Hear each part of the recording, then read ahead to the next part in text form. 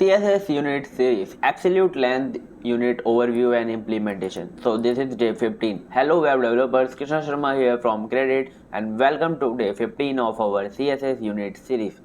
Today we are diving into the world of absolute length units, exploring pixels, inch, centimeters and more.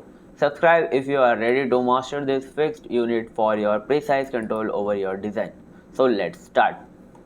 So first we will introduction to absolute length units. Absolute length units provide fixed representation in your style sheets. Let's explore pixels, inches and centimeters for your pixel perfect designs. So for pixel we use px, inches we use in and centimeter we use cm.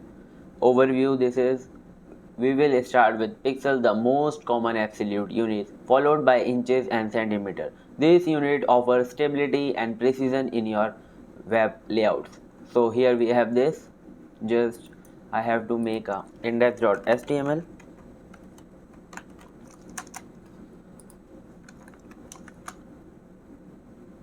I will write here units in CSS. So here I want to make a div with name unit and give some properties in style. So here I will use a style tag. In the style tag I will give some properties to this unit. So height will be 300 pixel and width will be 400 pixel. So this is static units. So pixel, here you can see 300 pixel and 400 pixel. Let's go like this.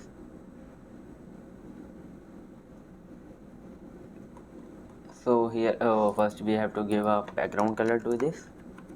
So background color is red. You can see here we have this box.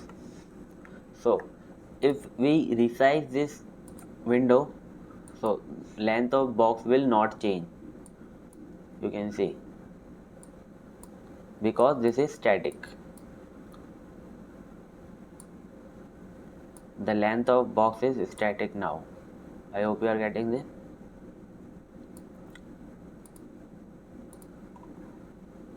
So here we have inches and centimeter also.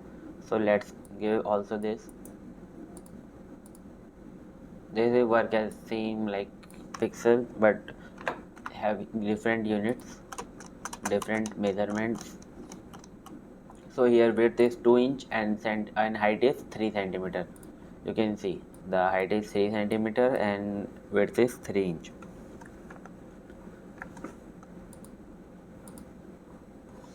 So real world example, pixel perfect image gallery. Here we have, imagine you are creating an image gallery where each thumbnail has a precise size. Pixels allow your control to exact dimension. Here we have thumbnail with this height and width. You have to make a real world example in your text editor. You will have to practice this.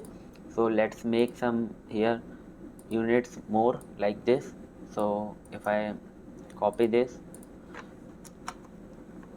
and paste this,